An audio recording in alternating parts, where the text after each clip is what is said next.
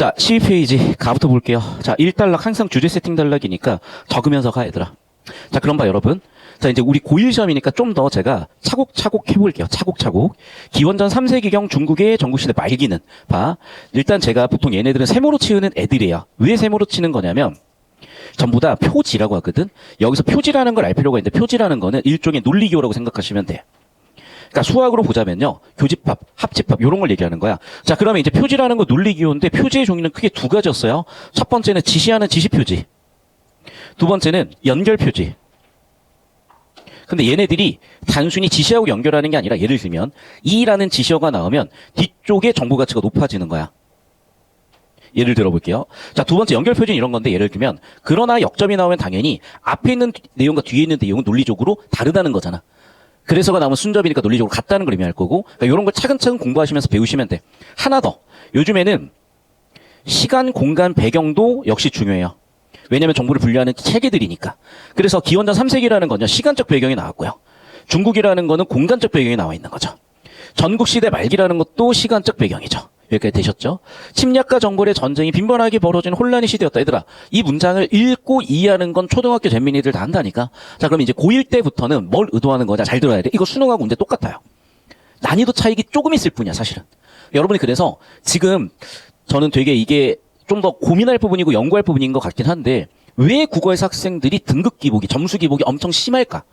특히 고1 학생들 되게 심하거든요. 그 내가 지금 면밀하게 관찰하고 고민하는 중이야. 그런데 여러분, 이거 고3들한테 풀라고 해도 쉽다는 느낌을 받지, 그렇다고 문제가 완전히 달라요, 그렇진 않아. 왜냐면 얘들아, 생각을 해봐. 너희가 나중에 고3이 돼서 수능을 치거나 모의고사를 치면 1, 2, 3, 4번, 5, 6, 7, 8번은요 엄청나게 쉬워요. 얘도 지금 그 느낌이야. 그렇다고 얘가 또 그렇게 엄청나게 또 쉬운 건 아니야. 왜냐면 수학 1, 2, 3, 4번은요 5초면 답이 다 나와.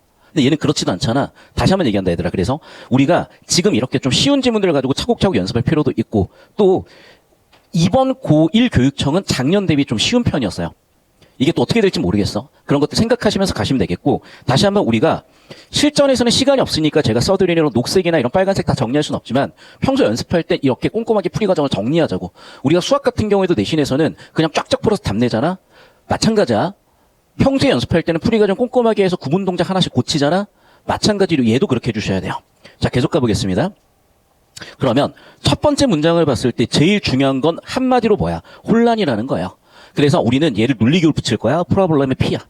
그럼 이 문제의 원인을 찾거나 해결책을 찾을 거야. 그 다음 또 봐라. 이와라는 지시어가 나왔으니까, 동시에라는 논리교가 나왔으니까 뒤쪽도 중요해.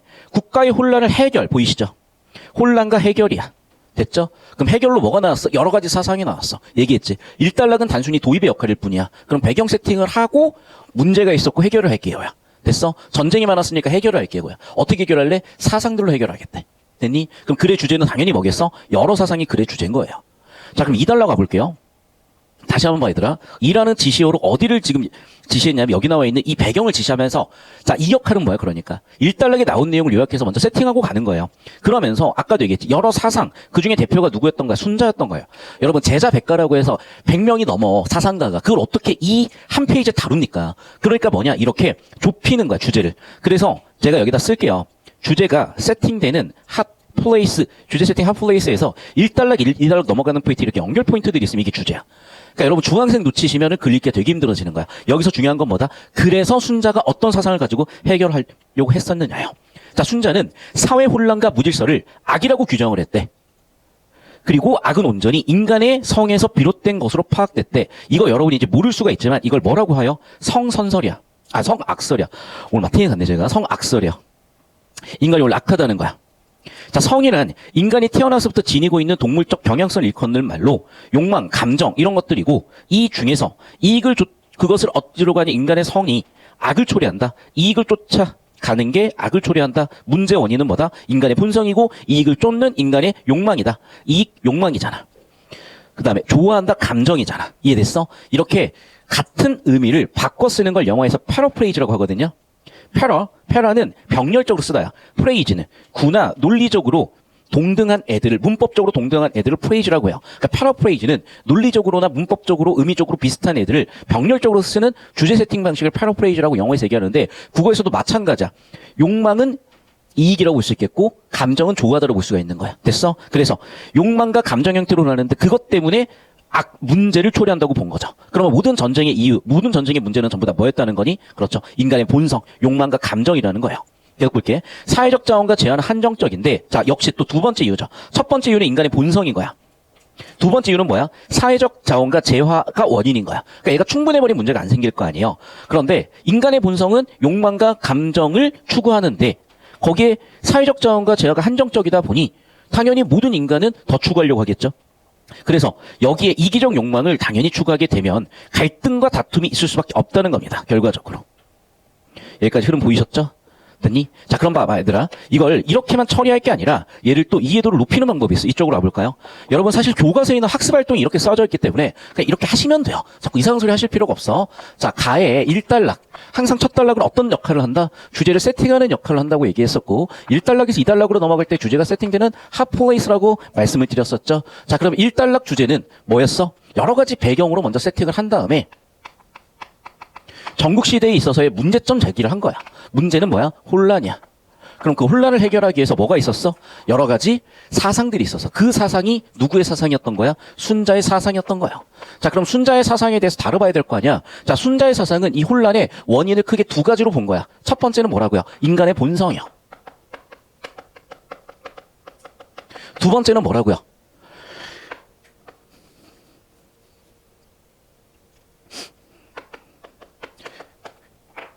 자원의 부족이요. 즉, 분류를 해볼게요, 이것도 얘들아. 즉, 개인적 차원에서는, 사회적 차원에서는, 개인적 차원에서는 인간의 본성이 욕망과 감정이 있고, 근데 욕망, 감정이 있어도 그 욕망을 채울 만큼 재화가 많고, 감정을 채울 만큼 충분한 기회가 있으면 모르겠는데, 사회에서 주어지는 재화, 기타 등등은 전부 다 제한적이에요. 당연히 그것이 원인이 돼서 뭐가 생겨나니? 이런 갈등이 생겨난다는 거죠. 이해되셨어? 끝난 거야, 얘들아. 다시 한번 얘기한다. 우리가 지금 보시면 1단락에서 뭐 기원전 3세기면 어땠고 30세기면 어땠고 2010년대면 어땠냐고. 어차피 우리 인간은 본성이 욕망과 감정에 의해서 뭔가 행해. 근데 문제는 욕망과 감성을 추구하는데 충분해버리면 갈등이 안 생기는데 불충분하다 보니까 서로 싸우는 과정에 혼란이 생길 수밖에 없더라요. 여기까지 이해되셨어요? 이게 순자의 사상이라고. 그래서 보시면 알겠지만 저 따라 볼게요. 이렇게 검정색 글씨들만 읽어가지고는 저렇게 처리가 되질 않아. 그러니까 여러분 이런 정보 처리 기술은 앞으로의 시대의 필수적인 생존 능력이라서 가르쳐드리고 있는 거고 그냥 검정색 글씨에서 끝나시면 안 되고 주황색, 빨간색, 파란 색깔 같이 메타데이터 정보 처리를 통해서 저렇게 재처리하는 연습을 꼭 지금부터 습관을 들이셔야 돼요. 제가 항상 느끼는 것 중에 하나가 뭐냐. 참 진리는 항상 통하다는 건데 이게 1학년 때 어떤 공부 습관과 자세를 가지고 3년을 바라보느냐에 따라서 모든 게 많은 게 결정이 되더라고요. 그러니까 지금 습관을 잘 잡으십시오. 자, 하지만 그는 인간이 성뿐만 아니라 심도 타고났기에 인간다워질 수 있다. 해결 방법은 그럼 뭐겠어? 심이었다는 얘기죠. 그러니까 성이라는 건 문제 원인이야. 그럼 해결 방법은 뭐겠어? 아니라니까 역접이죠. 그 애들아 봐라. 성이라는 건 아까 문제의 원인이었었잖아. 그럼 해결 방법이 있어야 될 건데 아니라 역접 대립이니까 그게 바로 심이었겠죠. 성에서 비롯한 사회 문제 해결도 가능할 수 있다고 봤는데 자, 심은 인간의 인지 능력이래요. 동의어는 뭐야? 인간의 인지 능력이야. 인간의 감각기관에 가져온 정보를 종합해서 인식하고 판단하고 똑같은 내용 반복해서 넘어갈게. 즉 그런데 이런 환원이 뒤쪽 정보를 되게 중요하게 만들거든. 여기에 집중하면 돼. 심은 성이 합리적인지 판단하여 성을 통제한다. 자, 여기서 여러분 알고 있는 지식을 최대한 갖다 붙여보면요. 합리적이다는 이성이야. 맞죠? 성이라는 건 아까 뭐였니? 감정과 욕망이었으니까 감정이라고 생각하시면 되겠죠. 아, 결국 이거네. 감정적인 문제와 욕망의 문제를 어떻게 해결을 하자? 이성으로 해결을 하자. 이렇게 간 거예요. 됐어? 이러한 심의 작용을 통해 인간은 배우고 실천할 수 있고 그것이 바로 뭐다? 위라고 한대요. 여기까지 왔네. 자, 그러면 이제 저 따라오십시오. 자, 정보가 많으니까 처리가 안 되는 거야. 그런데 이렇게 논리관계를 잡고 나시면 처리가 당연히 가능하고요. 해결 방법은 자, 순자는 그래서 그 해결 방법으로 뭘 제시한 거야? 인간의 심을 제시한 거예요. 자, 그럼 봐. 즉 문제의 원인은 성이야. 그 해결은 심이야. 자, 우리가 알고 있는 정보로 얘를 바꿔 써볼게요. 자, 성은 뭐였니? 아까도 얘기했지만 감정이었다고요.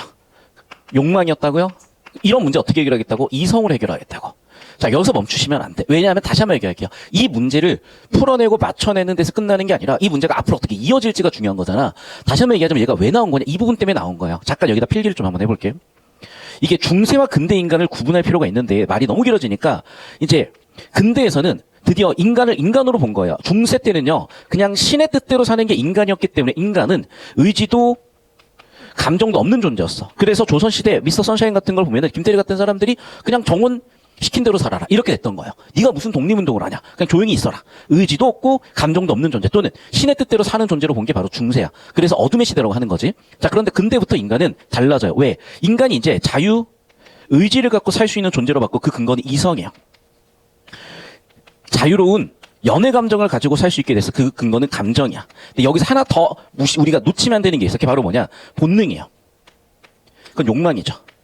그래서 근대 철학에 와서야 확립된 이런 사상을 이미 동양 전통에서도 가지고 있었다는 거야. 여기서 나왔죠. 자, 우리가 지금 가장 학생들이 힘들어했던 이유는 제가 좀 더 들여다봐야 될 것 같긴 한데 정보량이 많아서인 것 같고 소재가 익숙하지 않아서인 것 같은데 이렇게 가와 나로 내는 유형을 뭐라고 하냐면 상호 텍스트성이라고 해요. 상호 텍스트 유형인데 이 가와 나를 가져오는데 여러 가지 소재가 있는데 대표 소재 첫 번째는 뭐냐면 동양 고전이야. 그래서 한동안 이 동양 고전이 수능의 자취를 감췄다가 다시 출제되고 있는데 이 가나 세트형 문제에서 계속 출제되고 있으니까 그 맥락도 잡아두시고요. 그래서 이제 보시면 알겠지만 순자는 어떻게 본 거야? 이 둘의 문제를 예로 해결하자 이런 생각을 가져갔다는 거야. 아시겠죠? 그러니까 다시 한번 얘기하지만 이런 게 지금 고1 때부터 계속 쌓여가지고 고3까지 가는 거거든요. 지금 잘 쌓아두시길 바라고. 자, 정리 다 되셨죠? 그래서 선생님 여기 기준으로 10초 정도만 잡아주시고 저 따라오시면 되겠습니다. 자, 필기 정리 쭉 한번 해주시고요. 자, 계속해서 4단락으로 이어서 볼 거예요. 자, 4단락. 순자는 성을 변화시키는 위의 역할을 강조했는데, 자, 그럼 봐봐. 이렇게 단락에서 단락으로 넘어가는 이 부분이 중요하다는 겁니다. 특히 강조죠. 위의 핵심으로서 얘를 언급하고 그걸 실천하래. 그러니까 봐봐. 위가 뭐고 얘가 뭔지 봐야 되는데, 이걸 내용으로 읽고 있으면 정보가 너무 많아져요. 봐봐. 산물이니까 이펙트, 결과라고 저는 쓸게요. 이해됐어? 다시. 이러한 심의 작용의 결과 만들어지는 게 이 위다. 이렇게 정리해 놓으시면 되겠어. 되셨죠? 다시 한번 얘기한다. 심의 결과로 만들어지는 게 위다. 됐죠? 자, 그럼 위는 구체적으로 뭐가 있어? 얘가 있대요. 자, 그래서 뭐 하자? 얘를 하자. 그럼 얘가 뭐야? 자, 그래서 사회적 규범이라는 거예요. 자, 이런 것도 중요하더라. 자, 제가 지금 두 번째 문장에서 제일 중요한 한 단어를 뽑아냈잖아. 어떻게 뽑아낸 거냐? 이거야. 간략하게 이제 팁을 드리자면, 봐. 글의 주제라는 게 얘라는 건 이미 알고 있잖아? 그럼 이미 우리는 얘라는 정보는 이미 받은 상태야. 맞지? 그러면 알겠어. 자, 그래서 얘는 뭐냐는 거야. 얘를 얘라고 정의하는 건 의미가 없어. 이미 알고 있는 정보니까. 얘랑 뭐야? 위를 축적했대. 완전한 인격체가 된 성인이 일찍이 사회 혼란을 우려해 만든 일체의 사회 규모를 말하는데 간단해요. 문장 구조 잡는 거야. 그럼 정보 가치나 논리 관계가 뭐야? 주어 잡아, 목적어 잡아, 서술어 잡아. 사회 규범을 말한다잖아. 말한다는 사회 규모를 언급한다, 사회 규범이다, 뭐라고 해도 상관이 없는 거야. 그러니까 여기서 중요한 건 뭐야? 사회적 규범이라는 목적어죠. 즉 뭐야? 얘는 사회적 규범이다야. 이해됐어? 주어, 목적어, 서술어 잡으면 끝난 거야. 선생님, 지금 중간에 많은 정보가 있는데 이건 어떻게 처리하나요? 잘 들어. 이건 뒤쪽에서 반복되면 정보 가치가 높아져서 그때 처리하는 거야. 여기서 한 단어 한 단어 다 처리하고 있잖아. 시간 안에 풀 수가 없어요. 그러니까 이 정도 처리하는 거야. 이해도 어차피 못해. 알겠어? 왜 그러냐면 여러분, 여기 나와 있는 여기 이런 것들이 있죠. 이런 것들 있죠. 이미 다 알고 있는 정보여야 돼. 예를 들면 유학에 대해서는 이미 뭐라고 평가해서 기출을 다뤘었냐? 성인이 되는 학문이다. 성학이라고 얘기를 했어. 자기가 수양해서 성인이 되는 거라 그랬으니까 내가 수양했다. 위를 축적했다. 그래서 인격체가 됐다. 성인이 됐다. 이게 유학의 목표다. 이미 알고 있는 애들은 사실은 이건 처리할 필요가 없는 정보가 되는 거예요. 실제로 문제를 낼 때에도 이걸 알고 있다고 전제하고 돼. 근데 문제는 몰랐지. 지금 정리하시면 된다고. 앞으로 모르는 게 나올 때마다 제가 하나하나 이런 걸 정리해드리고 엮어드릴 테니까 이 커리큘럼을 잘 따라오시면 되는 거예요. 자, 계속해서. 자, 사회적 혼란이라는 건 아까도 얘기했지만 문제지. 그 문제 해결하는 게 뭐야? 사회적 규범이겠네. 그러네. 내가 길 가다가 기분 나쁘다고 사람 패면 되니? 안 돼. 왜? 불법이야. 왜 불법이라고 한 거야? 그게 바로 사회적 혼란을 해결하기 위한 사회적 규범이 되는 거잖아요. 여기까지 이해되셨나요? 됐죠? 자, 계속해서 볼게요.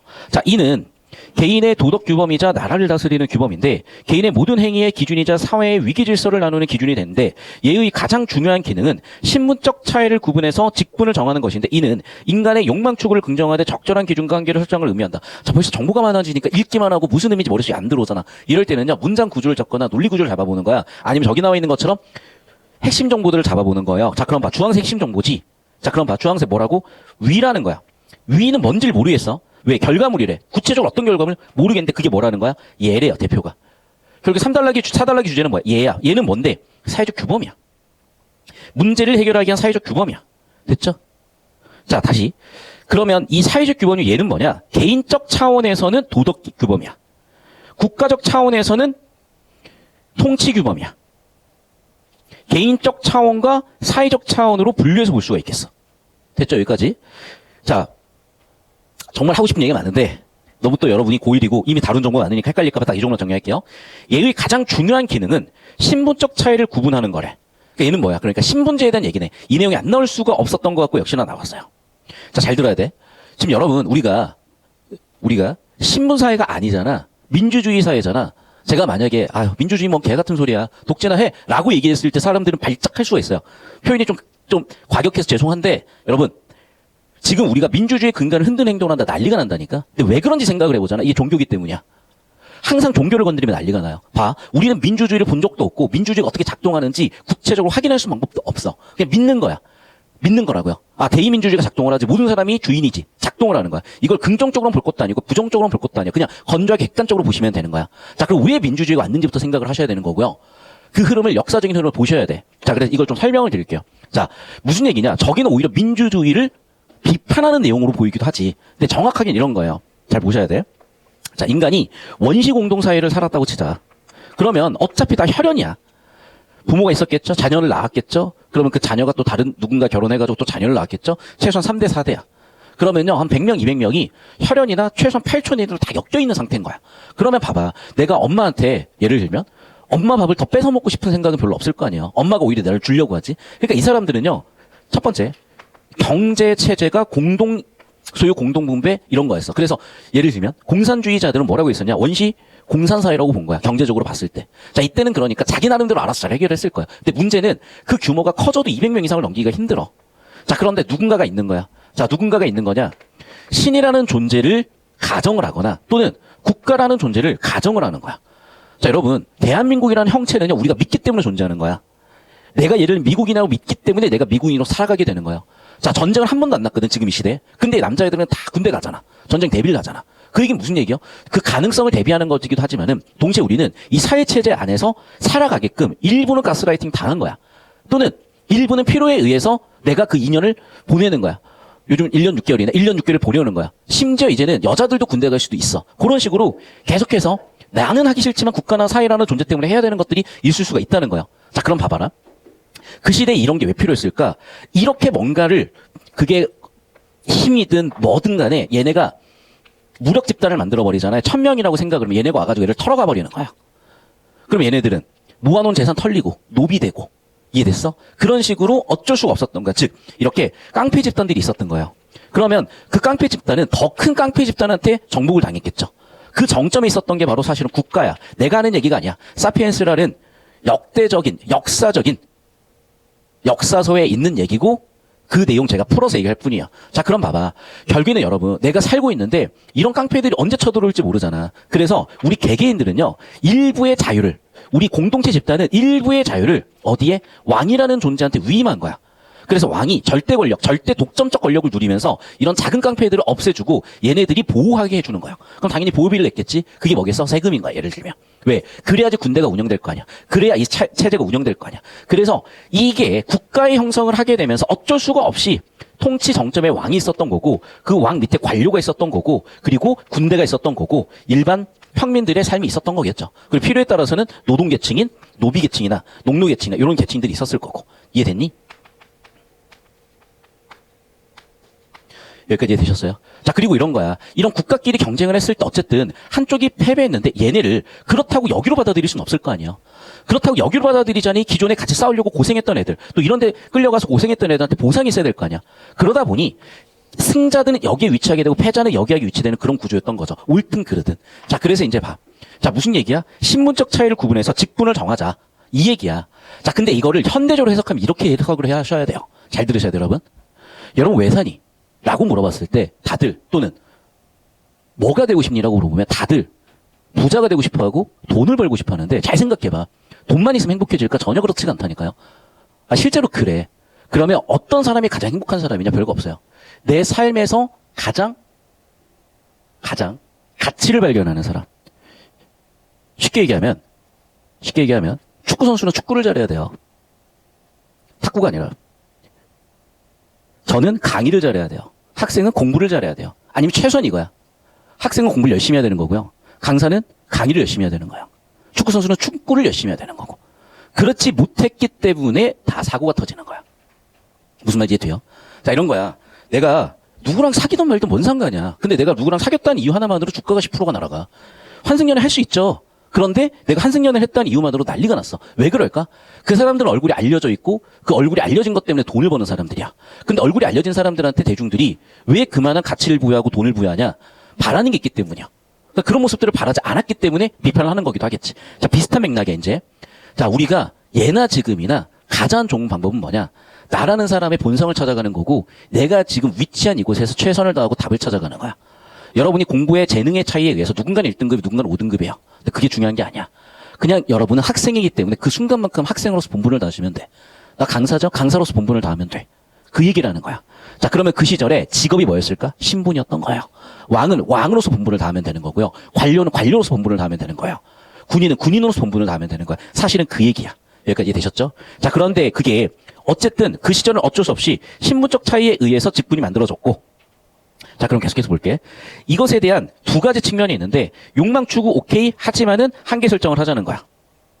사회 구성원이 자신의 위치에 맞게끔 욕망 추구하고 다툼과 쟁탈이 없는 안정된 사회를 만들 수 있다고 생각했기 때문이다라고 이유까지 나와 있어요. 자, 봐봐. 정리하면 이거예요. 위치에 맞게끔 욕망 추구를 해.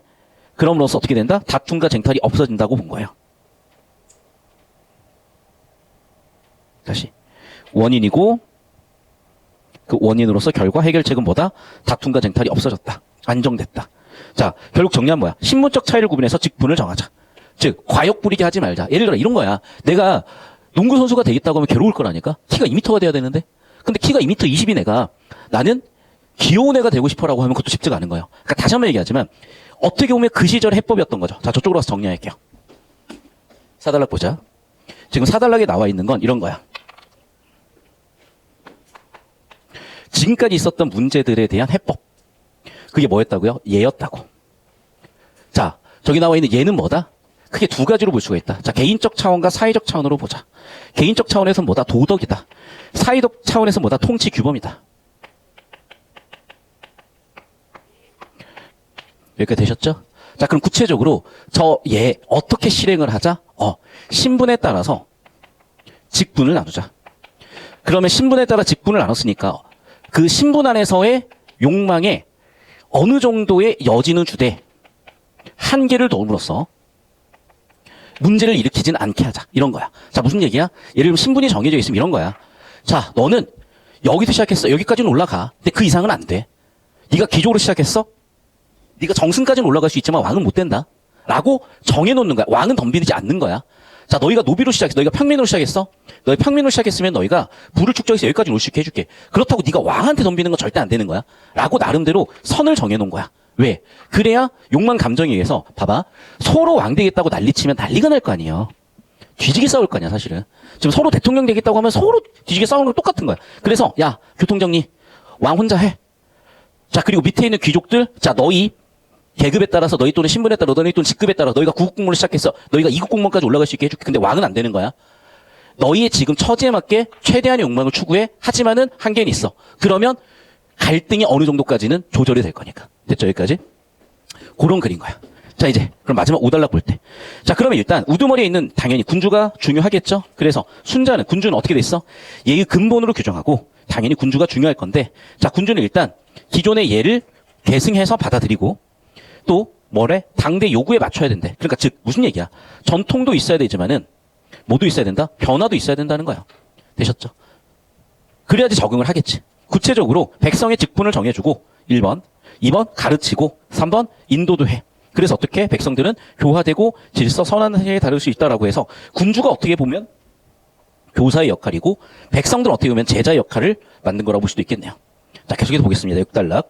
순자는 당대 사상가들과 달리 사회 문제의 원인을 외적 상황에서 찾지 않고 내적 상황으로 찾았다. 자, 당대 사상가를 달리 비교대조 포인트인데 의라고 해석하시면 될 것 같다. 그 의는 뭐다? 새로운 관점이다. 그러한 점에서 뭐라고 봤다? 후천적 노력이라고 봤다. 됐습니까? 자, 그러니까 이거야. 우리가 순자 하면은 저도 잘 몰라. 하지만 뭐 성악설 이런 건가 봐. 근데 단순히 성악설이 아니라 오히려 성악설이지만 그래서 인간의 후천적 노력에 가치를 둔 사상이다. 이렇게 정리가 끝난 거야. 됐습니까? 여기까지? 자, 여기 10초만 잡아주시고 저쪽으로 오시면 되겠고요. 자, 이런 방식으로 이제 5단락, 6단락으로 이어지는데, 자, 6단락에서는 순자의 의의야. 자, 의의는 내적인 요소에서 답을 찾았기 때문에 인간 스스로의 변화 가능성이라는 의의를 봤다. 이게 왜 중요하냐면 이게 근대적 인간이 될 수 있는 철학적 시작이거든요. 자, 요렇게 이제 정리해 놓으시면 되겠고, 선생님 저쪽 잡아주시면 돼요, 계속해서. 자, 그 다음에 군자와 백성의 역할을 분류했죠. 군자는 백성을 가르치는 존재로서, 모범이 되는 존재로서 정리가 됐습니까? 그래서 이 정도로 이제 내용 정리해 놓으시면 거의 다 이해가 됐을 거예요, 이 지문 자체가. 그러니까 여러분 해주실 일은 뭐냐? 이제 나를 저런 식으로 제가 3분 정도 드릴 테니까 필기하시고 구조도 나름대로 한번 그려보시고. 제 지문 전부 구조는 잡으셨을 거고, 항상 첫 번째 문제는 뭘 묻냐면, 주제와 구조를 묻는데 이걸 좀 더 정확하게 설명을 하자면 논지의 전개 방식이라는 발문을 써요. 자, 그런데 얘를 우리 교과서에 나와 있는 학습활동이라든지 평가하는 용어 또는 여러분이 좀 더 와닿을 수 있게끔 제가 쓰는 용어를 쓰자면 주제라고 하면 내용에 해당하는 것이고 그 내용 간의 논리관계라고 볼 수가 있거든. 당연히 내용은 다 다루지 못해요, 여러분. 가장 정보가치 높은 내용을 다룹니다. 그러니까 정보가치가 높아질수록 정답될 확률이 높다고 생각하시면 돼. 확률의 문제야. 그 다음에 논리관계라는 건 아까 얘기했다시피 주어가 뭐냐, 목적어가 뭐냐, 서술어가 뭐냐, 문장 단위에서도 그거에 따라 의미가 명확해졌고 문제냐 해결책이냐, 원인이냐 결과냐 이런 것들. 그래서 그 논리관계 잡는 것도 되게 중요한데 이게 30년이 안 된 역사를 갖고 있다 보니까 잘 배우고 잘 가르칠 기회가 없어서 그런 거야. 그러니까 여러분은 이런 것들 잘 따라오셔야 됩니다. 자, 그러면 첫 번째 문제 정답이 사실은 바로 보여요. 아까도 얘기했죠. 가나의 공통점이고 얘네는 주제와 구조를 묻는다고 말씀을 드렸었잖아. 이해됐어? 그럼 얘들아, 우리가 배운 걸 응용을 해볼게. 지금 우리가 나를 저랑 같이 읽진 않았지만 가든 나든 주제는 어디에 들어가 있었니? 1단락에서 2단락으로 넘어가는 이 포인트에서 반복되면 그게 주제 정답이었잖아. 주제였잖아. 그럼 얘도 마찬가지예요, 지금. 홉스가 살던 17세기는 봐봐. 아까 가지문과 비교하면 가지문의 순자는 2단락 처음에 나왔지만 얘는 아예 홉스라고 처음에 박아버리죠. 그리고 비교대조문 공통점이 뭐야? 둘 다 혼란스럽다 이런 거야. 그리고 17세기 이런 건 뭐야? 시간적 배경이야. 그럼 봐봐. 혼란스러웠으니까 당연히 뭐가 나와야 되겠어요? 해결책이 나와야 되는 거잖아. 그래서 나왔죠. 이러한 상황, 이러한 문제 상황 해결하기 위해서, 사회적 혼란 해결하기 위해서 나온 방법이 뭐다? 신이 아니라 인간으로서 가겠다. 제가 아까 얘기했었던 중세와 근대로 넘어가는 그 내용이 안 나올 수가 없었다는 거야. 여러분 오늘 제가 이 지문을 보고 올 일이 없어요. 맞잖아. 시험지는 6시가 넘어서 나왔고요. 수업 준비하면 한두 시간 훅 가고요. 제가 사실 준비를 해도 고3 수업 준비를 하지 수능 시험 준비를 하고 있지 고1 시험은 저도 여러분 미안해 풀 시간이 없었어. 난 지금 여기서 처음 보고 처음 풀면서 수업하는 거 어쩔 수가 없어. 해설 강의는 그래. 시험지 받아볼 수가 없잖아. 합법적으로. 그러니까 나는 지금 그냥 생으로 처음 보는 지문 해설하고 있는 거야. 그런데 내가 아까 가에서 예측한 대로 예측은 안 했지. 근데 가에서 다뤄야 될 내용이라고 얘기하는데 그대로 나와 있잖아. 그러니까 이게 왜 가능해지는 거냐면 그냥 저는 이제 제 캐릭터를 이렇게 정한 거야. 저는 국어 강사 베이너예요. 그러면 국어 강의를 대한민국에서 1등으로 잘 하기 위해서 살아야 돼. 잘하면 좋겠지. 근데 항상 부족한 건 많겠지. 당연한 거야. 가수 노래 잘하면 돼. 카리나로 살면 돼. 카리나 연애하면 안 돼. 왜 카리나니까. 이강인 탁구 치면 안 돼. 그러니까 지금 얼마나 많은 사람들이 벌써 사랑을 해주고 있어. 이제 이강인 탁구 쳤다는 얘기는 나만 하고 있을까 봐. 다 잊어버렸어 이미. 그 얘기야. 여러분 뭐해? 그래 본분해. 이게 안민가잖아. 알겠어? 그냥 본분에 집중하자 이 얘기야. 자, 그러면 이게 고대 국가였고 여기는 이제 근대 국가로 넘어가 볼게. 됐어요? 자, 그럼 근대 국가에서는 역시 마찬가지죠. 문제가 있으니 해결을 해보자잖아. 문제가 있으니 해결을 해보자잖아. 문제가 있으니 해결을 해보자잖아. 가는 누구의 생각? 가는 누구의 생각? 순자의 생각. 나는 누구의 생각? 홉스의 생각. 끝. 이해됐어요? 이렇게 정답 설계가 돼 있는 거야. 그러니까 다시 한번 얘기하지만 지문만 잘 처리해 놓으시면 나머지는 전혀 문제될 것이 없이 처리가 될 거예요. 자, 그럼 왜 오답인지 하나씩 보실 텐데 이런 주제구조 묻는 문제는 지금 고1이다 보니까 제가 이론적인 설명을 많이 하게 돼요. 우리가 이렇게 검정색 글씨로 된 텍스트의 범위가 이렇게 된다고 쳐볼게요. 그러면요. 이 내용을 그대로 물어볼 수가 없어. 당연한 얘기지만. 그럼 초등학교 애들 대상으로 한글 제대로 뗐냐 물어보는 거야. 그럼 정답 선지의 범위는 이런 느낌이에요. 이게 바로 정답 선지의 범위야. 자, 그럼 오답 선지는 어떤 애들이냐? 아주 지엽적인 걸 다룬다든지 너무 포괄적으로 다룬다든지 이런 게 바로 오답선지들이야. 여기까지 이해되셨어요? 자, 그럼 봐. 지금 가의 주제는 뭐였냐? 중국의 전국시대를 순자란 학자가 해결하기 위해서 사상을 썼다야. 나도 마찬가지야. 중세에서 근대로 넘어간 혼란 시기에 홉스라는 사상가가 해결 방법을 내놨다야. 그럼 1번 선지. 인간 중심적인 시각에서 벗어나는 전혀 다른 얘기인데 왜 들어왔을까? 내가 아까 그 얘기잖아. 중세에서는 신중심이었다니까. 근데 이제 어디로 오자? 신이 아닌 인간으로 오자잖아. 이해됐어? 벌써 배경지식으로든 나의 논리 방향으로든 신으로 부여받았다는 생각 때문에 문제가 생긴 거니까 해결책은 인간 중심으로 가자잖아. 아닌이란 논리교만 봐도 신보다는 인간이 더 중요하다는 얘기를 하고 있는 거잖아. 이해됐어? 그럼 1번 선지는 그냥 만든 게 아니라 뭐야? 인간 중심이 아니라 신 중심의 시각, 나 내용을 뒤집어서 섞어가지고 1번 선지를 만들었다는 게 보이시면 되는 거예요. 3번도 마찬가지다. 종교적인 믿음은 당연히 어디야? 신 얘기가 나왔으니까 나 얘기인 거지.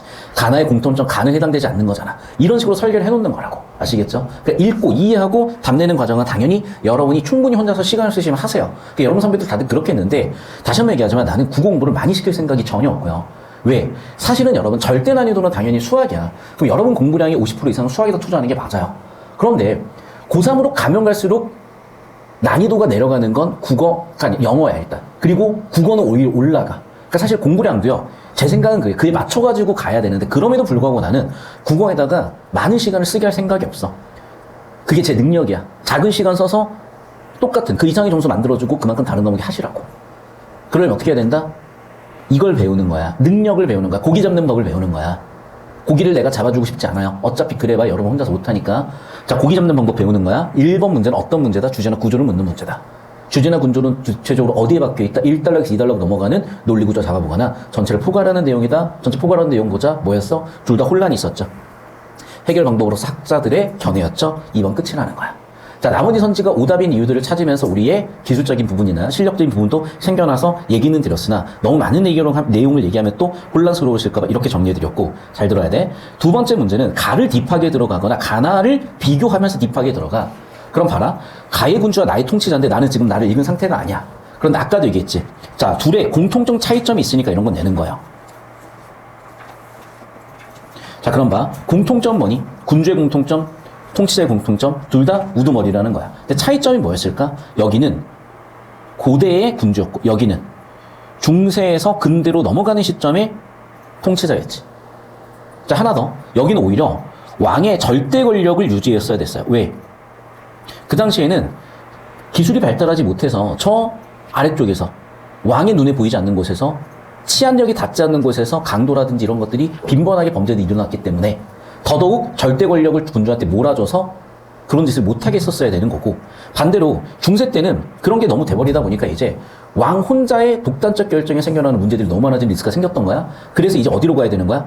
민주주의 시스템으로 갔었어야 되는 거야. 그러니까 무슨 얘기 이해되시죠? 그러니까 봐봐. 고대라는 시공간적 한계 때문에 얘한테 독점 권력을 줘서 해결했다면은 이제 그게 단점이 되기 시작을 하는 거죠. 왜? 왕도 결국엔 인간이잖아. 그럼 인간 개인적인 문제 때문에 사회 전체 시스템 흔들려 버릴 수가 있는 거야. 이해됐어요? 그래서 이제는 어떻게 해결해야 되는가? 사회 시스템을 해결해줘야 되는 그런 시대 구조로 갔기 때문에 민주주의를 선택을 하는 겁니다. 이해되셨죠? 계속 봅시다. 그러면 군주는 사회 구성과 내면의 변화를 전제로 질서와 조화를 이룬 선한 사회를 만든다. 군주의 역할에 대한 얘기인 거고, 통치자는 신으로부터 부여받은 권리를 정당하게 행사함으로써 평화로운 사회를 만든다. 역시 통치자의 역할에 대한 부분이고, 군주는 백성을 사회적 위치에 맞게 행동하도록 인도한다. 통치자는 적대적 행위를 못하게 한다. 4번 군주는 예를 바탕으로 교화를 한다. 통치자는 강력한 공적 권력 바탕으로 처벌을 한다. 5번 둘 다 사회 역할을 진다. 등등등 비교대적 포인트들이 나왔단 말이에요. 다시 한번 얘기한다 얘들아. 이걸 여러분은 실제로 어떻게 하냐, 왔다 갔다 하면서 푸르셨을 거예요. 왔다 갔다 하면서. 그런데 다시 한번 얘기하지만 얘도 결국에는 정보가치 높은 내용이야. 자, 그럼 아까도 얘기했지만 봐. 지금 가와 나의 또 가장 큰 차이점 중 하나는 뭐냐면요, 신의 존재에 대한 거야. 자, 그래서 어떻게 되냐, 이제 동양에서는 신이 내렸다 라는 내용이 명시적으로 나오진 않았어요. 그런데 여기 나에서는 신이 내렸다라는 게 명시적으로 나와 있잖아. 자, 나의 1달러를 같이 한번 뚫어볼까? 봐. 홉스가 살던 17세기는 종교라고 벌써 나오죠. 이에 따라 왕의 권력은 신으로부터 부여받았다. 왕의 권력은 어디서 왔다? 신에서 왔다. 그러게 문제의 원인이 돼서 결국에 문제가 터졌다지. 그럼 봐봐.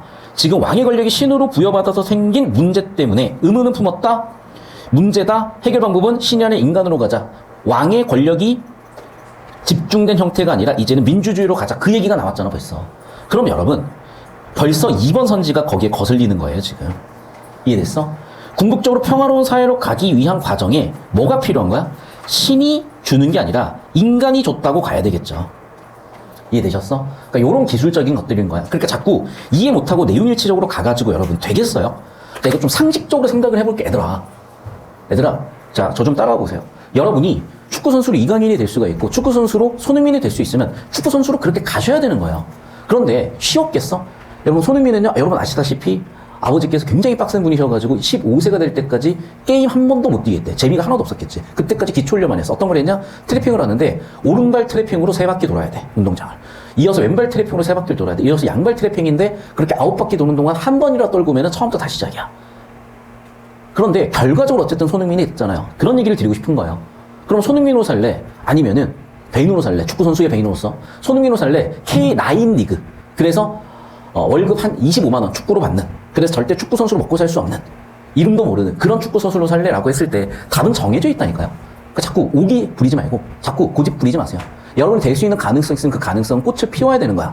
자, 다시 한번 얘기한다. 공부에 있어서 여러분은 그런 프로가 되기 위해서 이 자리에 앉아있는 거고, 그러려면 어떻게 하셔야 된다? 그냥 이렇게 하시면 돼요. 제발. 아시겠어? 그러니까 이렇게 하시는 거야. 자, 계속해서 우리 그러면 지문 구조를 한번 뚫어볼게. 자, 나에서 볼게요, 여러분. 자, 홉스가 살던 시기 17세기였고 문제가 많았고 이유는 뭐였다? 왕권 신수설 때문이었다. 그걸 해결을 어떻게 해야 되겠다? 인간 중심으로 가면 되겠다. 2단락으로 넘어가겠습니다. 자, 그럼 우리가 이제 배운 대로 자, 나지문도 정리를 한번 해볼게. 자, 1단락은 항상 뭐 하는 단락이다? 주제 세팅 단락이시다. 자, 그럼 주제 세팅을 했는데 시간 배경, 공간 배경 하셨고 여기서 어쨌든 주제는 누구였다? 홉스였다. 자, 그럼 홉스는 문제에 대한 해결책을 제시한 사람이 되실 거예요. 자, 그럼 어떤 문제에 대한 해결책을 제시한 거냐? 그 당시 여러 가지 혼란들. 자, 그럼 혼란들의 원인은 뭐였냐? 나왔죠? 뭐였기 때문이다? 왕권 신수설이었다. 자, 결국 무슨 얘기냐? 신중심의 사회였다는 거죠. 자, 그래서 신중심의 사회였으니까 해결 방법으로 뭘 중심으로 오시면 되겠다? 인간 중심으로 오시면 되겠다. 여기까지 이해되셨습니까? 자, 여러분, 어차피 역사라는 건 변하지가 않잖아. 그럼 여러분 수능에 나오는 내용들도 변할 수가 없어요. 무슨 얘기냐? 어차피 우리가 배우는 지식은 지금 확률이 있는지 없는지 고민해야 되는 그런 지식이 아니야. 지금까지 가장 확률 높아서 교과서에 쓰여진 지식을 묻는 거잖아. 그렇기 때문에 결국에는 여러분이 공부하는 과학도, 수학도 사실은 다 10년, 30년, 50년 전 역사적으로 거의 100% 확률이라고 받아들여지는 명제들이야.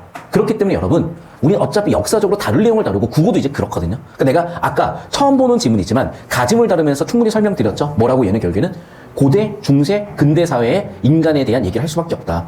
자꾸 이게 난삽해지는 거 정말 죄송해. 근데 어쩔 수가 없어. 왜냐하면 이게 고1 시험의 특징이기 때문에 그래. 그러니까 고1 시험은 결국에는 여러분의 자아 정체성 형성이에요. 자아 정체성 형성이라는 건 뭐냐? 일단 내 자아가 있어야 되겠지. 두 번째는 뭐겠어? 타인들도 있어야 돼요, 당연히. 인간은 사회적 동물이니까. 자, 그럼 여기서 끝나는 거냐? 아니. 자, 우리는 어떤 시간의 연속에서 살아가고 있는 거고, 그 다음에 동일한 공간 속에 살아가고 있는 거잖아. 이 얘기를 안 할 수가 없는 거야.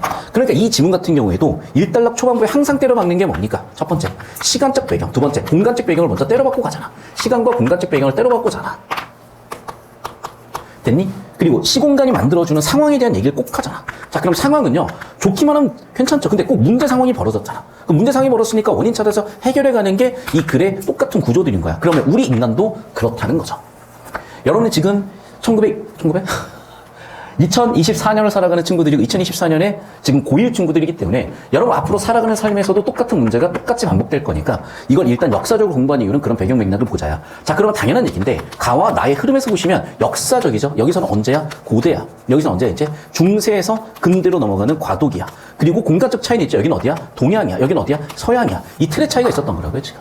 이해되셨어? 자, 그러면 여기서 또 말씀드렸다시피 내가 아까 말씀드렸죠, 분명히 중세는 신중심이었다. 이제 어디로 갔다? 인간 중심으로 갔다. 인간이 이성적 존재로서, 감정적 존재로서, 본능적 존재로서 어떻게 해결해야 되는지도 얘기했고, 그게 특히 고대 동양에서 순자라는 인물이 인간이 이런 본성을 가지고 나타나니까 이게 문제 원인이니까 뭘 해결하자? 이성으로 해결하자. 그게 예고, 그게 위였다. 그게 지금 가의 지문들이잖아. 그러니까 여기까지 깊이 있는 이해를 하시는 게 당연히 궁극적으로 100분이 100으로 가시는 거고 여러분이 공부해서 손흥민, 이강인이 되시는 거예요. 아시겠죠? 여기까지 저 따라오시면 되겠습니다. 계속 볼게요. 자, 홉스는요.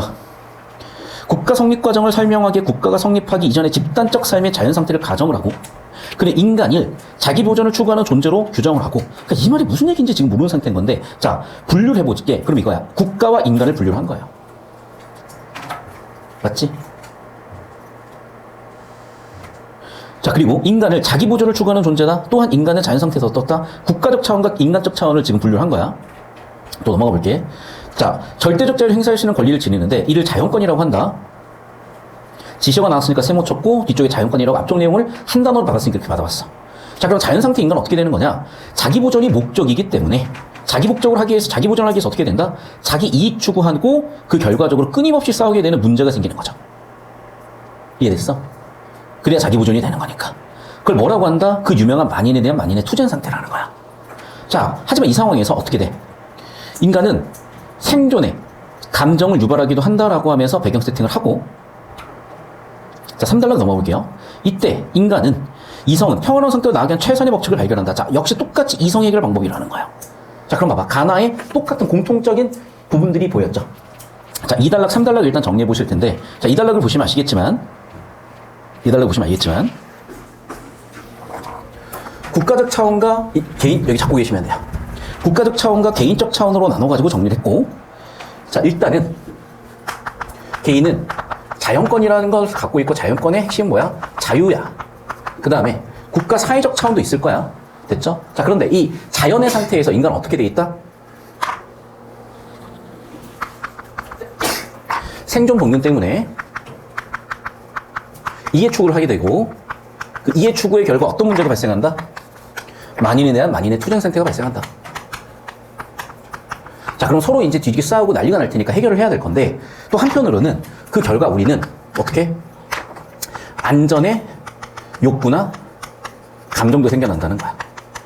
자, 그러면 이제 3단락에서 그 문제를 어떻게 해결할 것이냐? 자, 문제가 나왔으니까 해결책 나와야 되겠죠? 그 해결책을 어떻게 해결할 거냐? 자, 따라오시죠. 그래서 그 최선의 법칙이 뭐냐면, 자연법이래요. 아까는 자연권이었다. 이제는 자연법이다. 자연법은 뭐야? 평화를 추구하고 따르라는 것인데, 이를 위해서 어떻게 해? 그래, 포기하고 양도하는 사회계약이 만들어진다는 거야. 됐어? 그러니까 자연권을 포기하고 양도해서 사회계약해서 그걸 누구한테 대신 줘서 오히려 보호를 받는다. 이 논리예요. 자, 그러면 그 계약 결과로 어떻게 될까? 두 단계인데, 첫 번째 단계는 뭐냐면, 일단 첫 번째, 개인과 개인은 상호 적대적인 행위를 중지하는 게 첫 단계입니다. 그런데 이 계약은 누가 파기를 하게 되면, 자, 야, 우리 서로 때리지 말자, 알았어. 야, 서로 자기 거 훔치지 말자, 알았어. 그런데 누가 훔쳐가면 어떻게 하라는 거야? 당연히 쉽게 파기가 돼버리겠죠? 그럼 어떻게 해결해야 될까, 이 문제를? 그래서 강제력과 집행할 수 있는 힘의 소유자. 그게 뭐였다? 두 번째 단계, 공동힘을 지닌 통치자. 그 두 번째 단계 어떻게 됐어? 그 권리를 양도한다는 거야. 1단계는 뭐야? 개인과 개인의 계약이고요. 2단계는 뭐야? 개인과 국가 사이에서의 관계인 거야. 이게 왜 나온 거냐? 이런 법률 지문 때문에 나올 거야, 이제 앞으로. 자, 그래서 3단락, 4단락으로 갈 건데, 자, 그러면 이 해결 방법은 뭐라고요? 사회계약서를 하는 거야. 자, 사회계약서는 두 단계예요. 첫 번째 단계와 두 번째 단계가 있어. 자, 첫 번째 단계는 뭐냐? 개인과 개인 사이의 계약이야. 자, 그런데 문제는 이 개인이 계약을 파기했을 때, 개인과 개인 사이의 계약인데, 그 계약을 파기했을 때 해법이 있어야 될 거 아니야? 근데 어떻게 했어? 개인과 국가 간의, 개인과 공공력 간의 계약을 한다고요. 됐니? 그럼 그 과정에서 개인은 각자 뭘 갖고 있었니? 자연권을 가지고 있었고, 이 자연권을 일부 포기, 양도하게 되는 거죠. 여기까지 흐름 보이셨습니까? 선생님 여기 10초 정도 더 잡아주시면 되겠습니다.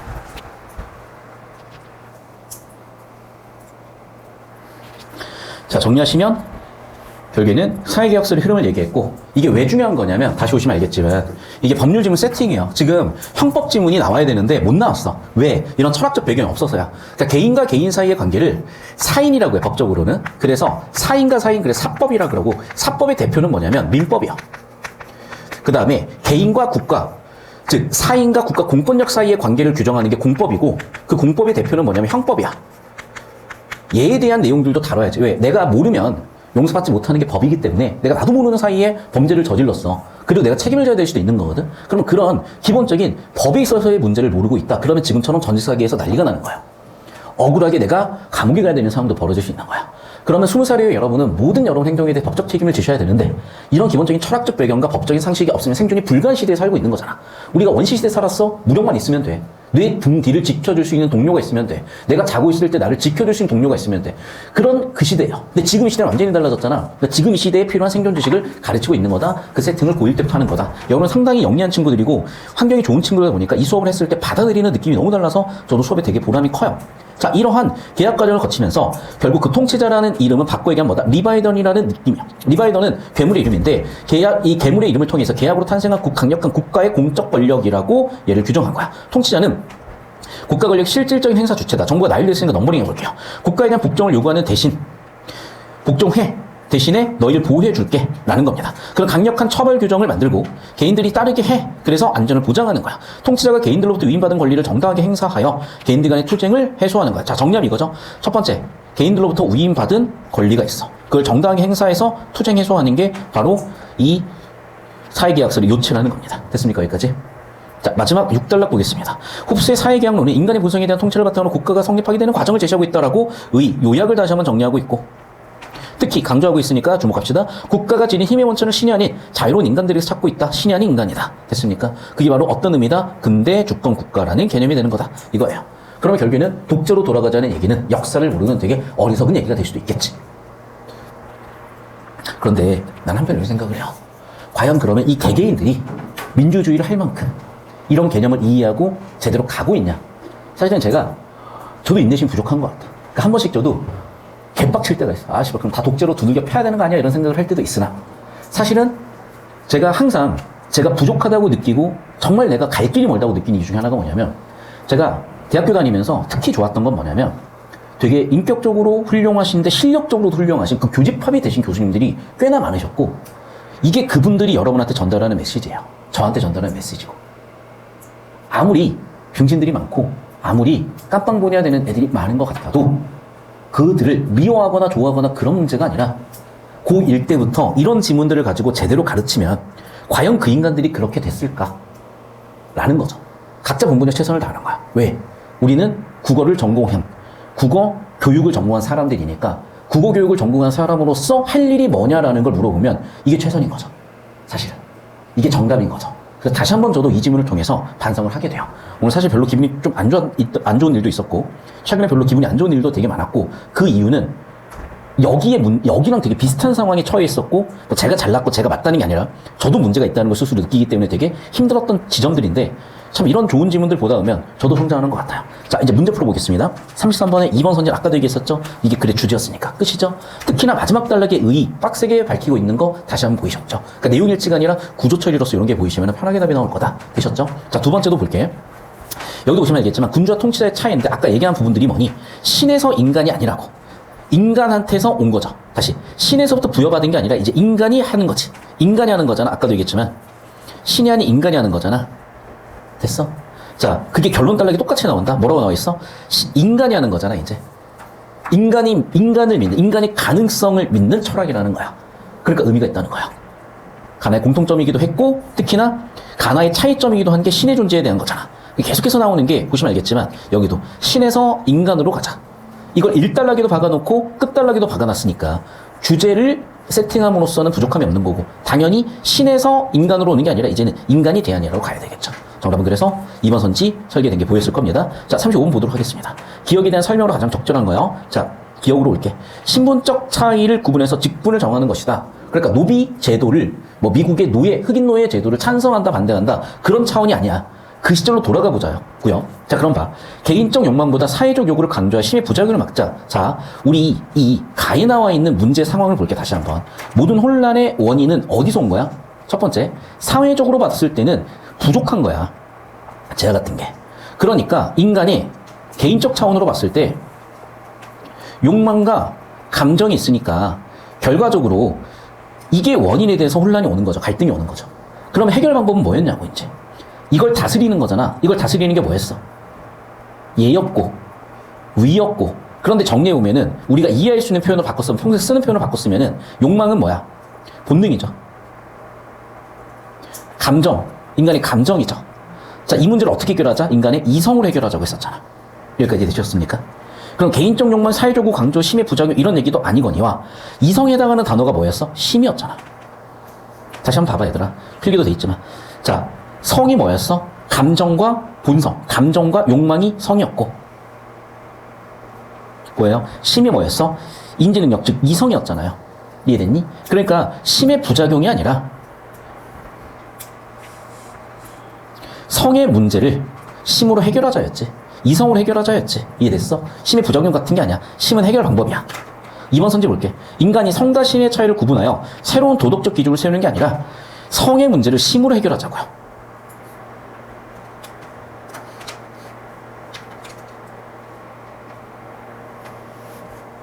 자, 3번 선지. 사회 구성원이 심을 체득해서 혼란한 사회적 상황을 해결하는 것이다. 자, 3번 조금 내용이 비슷해 보여요. 일단 넘어가 볼게요. 4번 선지.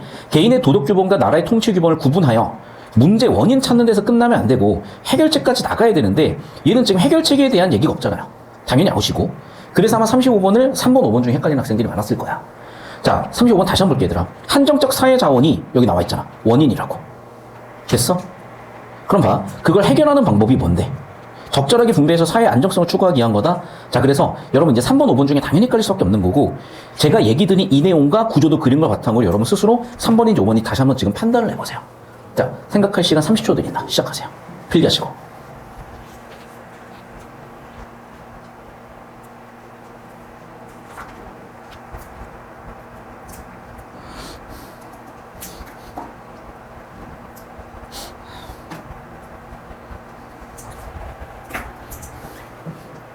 자, 저 따라오십시오.